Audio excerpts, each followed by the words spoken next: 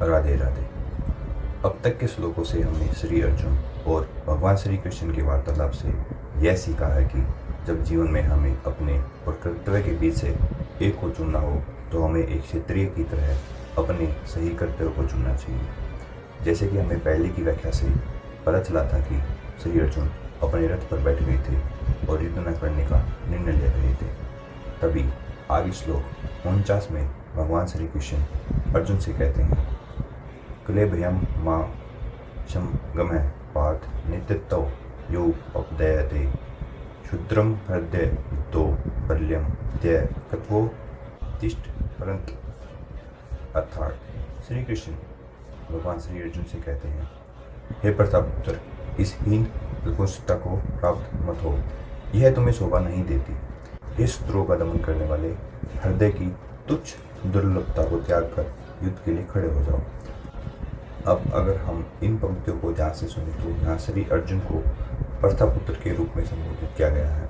ऐसा इसलिए क्योंकि प्रथा यानी कुंती भगवान कृष्ण के पिता वसुदेव की बहन थी, इसलिए भगवान श्री कृष्ण के साथ अर्जुन का रक्त संबंध था। साथ ही श्री अर्जुन एक क्षत्रिय भी थे, इसलिए यदि क्षत्रिय पुत्र युद्ध करने से मना करते हैं तो वह केवल नाम के क्षत्रिय होते हैं। ठीक वैसे ही यदि ब्राह्मण पुत्र अपवित्र कार्य करते हैं तो वह केवल नाम के ब्राह्मण होते हैं। ऐसे क्षत्रिय और ब्राह्मण अपने पिता के योग्य पुत्र नहीं माने जाते। अतः भगवान श्री कृष्ण ये नहीं चाहते थे कि अर्जुन अयोग्य क्षत्रिय पुत्र कहलाए। इसका अर्थ है कि भगवान कृष्ण चाहते थे कि श्री अर्जुन युद्ध करें। अब यहाँ एक महत्वपूर्ण प्रश्न उठता है, क्या करुणा दिखाना गलत है? क्योंकि श्री अर्जुन युद्ध में दूसरे पक्ष के लोगों के प्रति करुणा भाव प्रकट कर रहे थे। तो भगवान श्री कृष्ण यह स्पष्ट करते हैं कि जो करुणा हमें अपने कर्तव्य से विमुख करते वह वास्तविक करुणा नहीं होती, बल्कि हृदय की दुर्लभता होती है।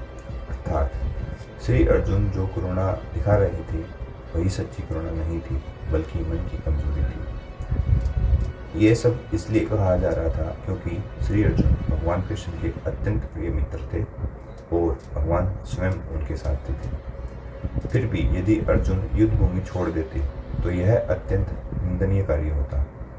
इसलिए भगवान कृष्ण ने कहा कि ऐसी प्रवृत्ति अर्जुन के व्यक्तित्व को शोभा नहीं देती। जब भगवान स्वयं चाहते थे कि अर्जुन युद्ध करे तो युद्ध को कौन रोक सकता था? फिर भी श्री अर्जुन युद्ध न करने के लिए यह तर्क देते हैं कि वे भीष्म पितामह और अपने स्वजनों के प्रति करुणा और उदारता के कारण युद्ध छोड़ना चाहते हैं। किंतु भगवान श्री कृष्ण ऐसी उदारता को भी केवल हृदय की दुर्लभता मानते हैं। ऐसा इसलिए क्योंकि इस प्रकार की झूठी उदारता का समर्थन कोई भी शास्त्र नहीं करता। अतः श्री अर्जुन जैसे व्यक्ति को जो भगवान श्री कृष्ण के प्रत्यक्ष निर्देशन में थे, ऐसी तथाकथित अहिंसा और उदारता का त्याग कर देना चाहिए। और अब इस वार्तालाप से हमें अपने जीवन के लिए यह सीख मिलती है कि आज के जीवन में भी कई बार हम श्री अर्जुन की तरह ऐसे मोड़ पर खड़े होते हैं जहाँ दिल कुछ कहता है और कर्तव्य कुछ और। हमें लगता है कि सामने वाले को तकलीफ ना देना ही सही है, चाहे इसके लिए हमें अपने फर्ज से पीछे क्यों ना हटना पड़े। लेकिन यहाँ पर श्री कृष्ण की सीख हमें समझाती है कि हर करुणा सच्ची नहीं होती। जो करुणा हमें कमज़ोर बना दे और सही काम करने से रोक दे वह सिर्फ मन की दुर्लभता है। असली ताकत यह है कि हम अपने डर, मोह और भ्रम को छोड़कर सही के साथ खड़े हों, चाहे वह कितना भी कठिन क्यों न लगे। जीवन में सही निर्णय वही होता है जो धर्म और कर्तव्य के अनुसार, न कि केवल भावना के आधार पर।